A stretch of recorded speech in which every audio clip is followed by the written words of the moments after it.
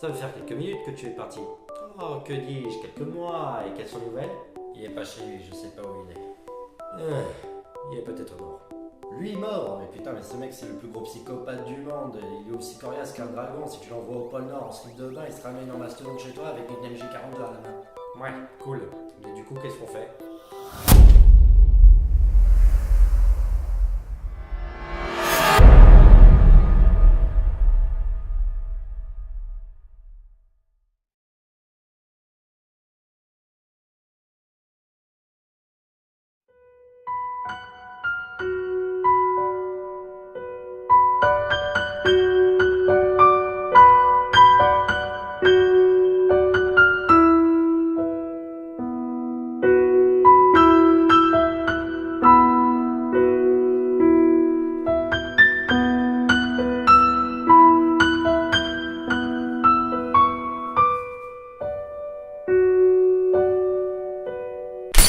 Qu'est-ce que c'est? Wow, doucement SK, doucement, c'est un parapluie. Oh, Flampens, qu'est-ce que tu fous là toi? Je te retournerai bien la question, on te cherche depuis 3 mois, on n'a même pas remarqué ta présence depuis Cornwall Cove. Ah, oui, c'est vrai. Qu'est-ce que tu fous ici? Je fais une enquête. D'ailleurs, comment tu m'as trouvé? Localisation GPS, grâce à ton portable, j'ai pu te retrouver. Ah, le A de Denis Brognard est un peu dépassé, faut que tu trouves autre chose, mec. Ok, très bien.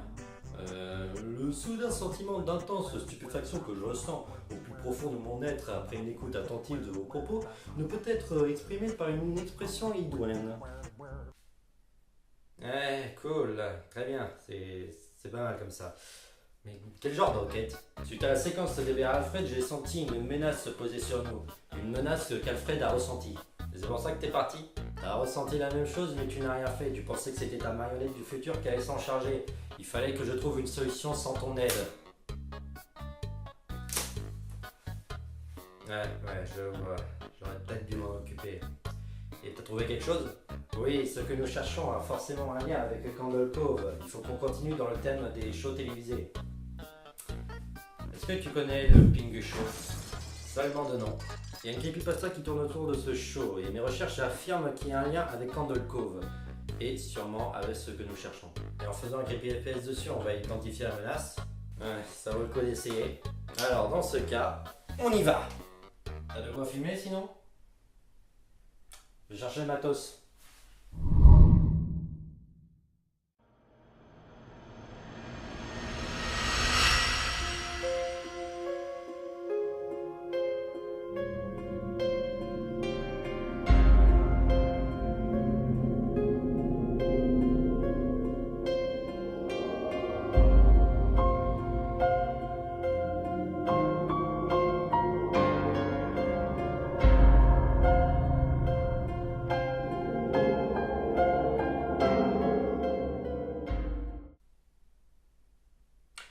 Salut tout le monde, j'espère que vous allez bien, car aujourd'hui ça va être votre enfance qui ne va pas être bien.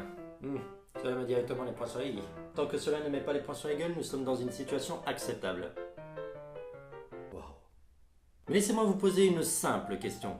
Connaissez-vous le pain chaud? Ça se prononce Pingu Show. Si la réponse est non, sachez que je vous pardonne, car moi-même je ne connaissais même pas la série avant début 2018, avec l'aide de Wikipédia. Alors, c'est une série de télé d'animation en Claymotion de 156 épisodes de 5 minutes, répartis dans 6 saisons. La série a été généralement diffusée sur la 3 de 1994 jusqu'en 2000. On pourra mentionner les merveilleux épisodes de la série comme par exemple Pingu refuse d'aider, Pingu est sale, Pingu et les étrangers.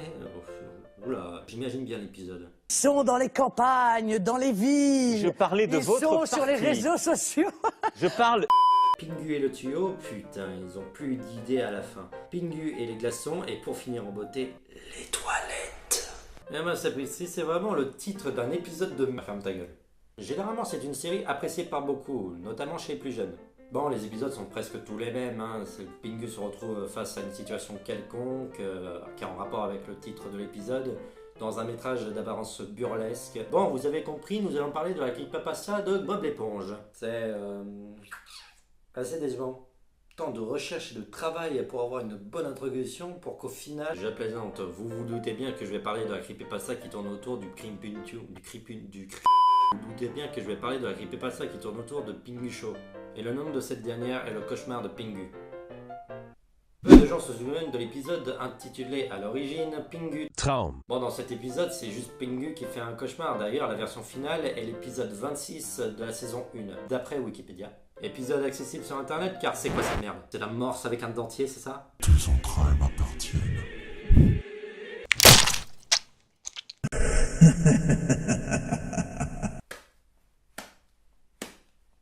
T'as réussi à créer une creepypasta sur une creepypasta, mes félicitations. Cependant, une autre version a vu le jour et cette version est en réalité l'original. Il est néanmoins très difficile de se le procurer car il a été diffusé qu'une seule fois en Tchécoslovaquie entre 1998 et 2000. Toujours d'après Wikipédia. Un homme local prétend avoir une VHS de cet épisode car il avait enregistré cet épisode le jour de sa sortie. Il envoie cette information à un mec qui cherche désespérément l'épisode caché du Pingu Show via un message privé sur un forum internet. De la part d'un mec qui se fait appeler Cochon D666, j'ai des doutes de ce qu'il va t'envoyer. Le mec que je vais appeler Régis a décidé d'accepter sa proposition.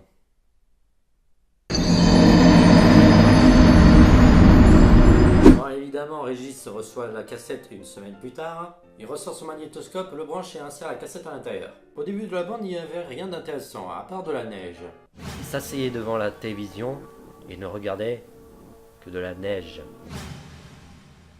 Pourquoi j'ai eu un flashback? Intéressant, nous sommes sur la bonne voie. Ok.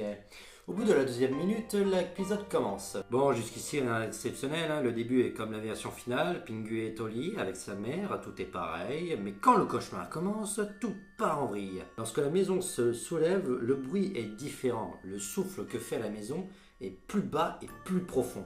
Régis a l'impression que le son se répand dans toute la pièce. L'igloo s'envole et Pingu se retrouve seul sur la neige, mais il semble être terrifié, plus que l'épisode final.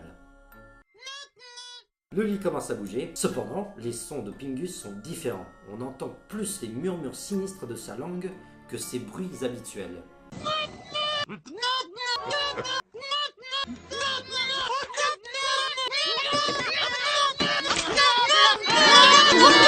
Même ses sons habituels sont très sinistres. Les murs et le vent continuèrent, puis le vent fut remplacé par une mélodie.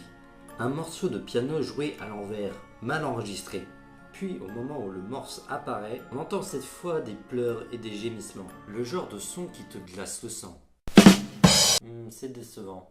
Otto n'est pas là, il faut bien le remplacer. Comme si toi tu ne faisais pas de blague de merde avant. L'image change lui aussi. Les couleurs sont plus ternes. Quand le morse apparaît, la musique s'arrête progressivement et soudainement, à 3 minutes 35, on dirait qu'il a commenté une vidéo YouTube pour dire qu'à 3 minutes 35, il y a un truc extraordinaire qui l'a fait rire.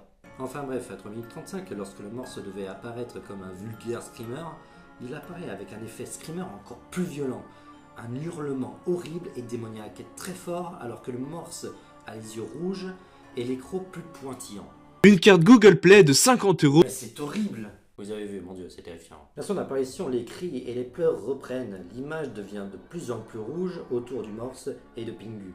Le morse parle dans un langage réel, probablement du tchèque. Il approche sa nageoire de Pingu, le prend et le mange. Pingu fait des hurlements d'agonie horribles et du sang giclait. Le sang a plutôt l'air réaliste plutôt qu'en pâte à modeler. Alors que le morse se met à rire, il se tourne vers la caméra et la mangea. Bon, après le reste de la bande, c'est 1 minute d'écran noir et puis après une annonce tchèque qui commence à jouer. Depuis que Régis a vu la cassette, il ne cesse de faire le même cauchemar que Pingu. Il découvre qu'après la diffusion de l'épisode, le taux de suicide infantile avait triplé par rapport à l'année précédente pour redevenir normal à l'année suivante. Bon, si tu savais le nombre de meurtres infantiles que j'ai fait passer pour des suicides, t'aurais jamais dit ça. Oui. Régis pense à le numériser, mais il se dit que c'est beaucoup trop dangereux et en conclut que cette cassette est maudite.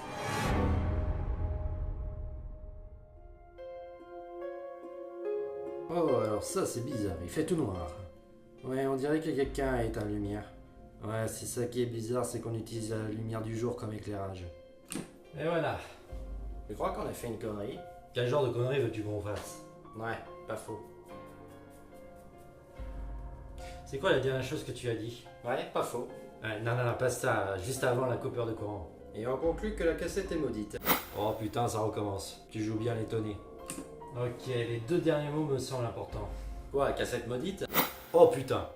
Ok, je pense qu'on devrait arrêter de dire ce mot-là. Oh, y a pas de mal à dire cassette maudite. Cesse. Tu penses qu'il y a un rapport avec notre enquête? Cela ne fait aucun doute. Avec mes recherches, nous savons que notre ennemi est une cassette maudite. J'ai. Et du coup, on fait quoi avec cette cassette maudite? Allez, je t'ai niqué. Bon, allez, surfaites cette blague. Faut qu'on la localise. Mais elle est invisible à nos yeux. Elle est partout, comme si elle se déplaçait. On dirait une malédiction, mais invisible. Une malédiction, c'est forcément invisible. Oui, mais il y a un objet visible qui permet de la diffuser. Comme un émetteur. Exactement, sauf que cet émetteur se déplace et est invisible. Une malédiction invisible. Je vois, c'est un peu tiré par les cheveux cette conclusion, mais pourquoi pas. Mais du coup, vu que c'est invisible, comment on va faire pour la retrouver? Ce qui est invisible peut devenir visible si on a les moyens. Très belle citation de la graverie sur ta tombe. T'es vraiment très drôle. Ce que je veux dire, c'est qu'on a besoin de quelque chose pour pouvoir trouver et détruire cette malédiction. Mais qu'est-ce qu'on cherche concrètement et par où commencer? Il y a forcément une creepypasta qui va nous la dévoiler, et pour ça, je sais par où commencer. Va rejoindre Otto, moi je reste ici pour te donner les pistes. D'ailleurs, ne lui dis pas que je suis ici. Ok, très bien, c'est en jeu pour trouver cette cassette maudite. Oh, tu m'emmerdes, toi. EDF a encore gueulé. Et depuis quand EDF il s'occupe de la lumière du jour, du con? Ok, admettons que t'as vu juste à propos de la pâte à modeler. Qu'est-ce qu'on fait? Bah, on n'a vraiment pas trop le choix, hein. Faut qu'on continue Creepy FPS. Et je sais par où commencer.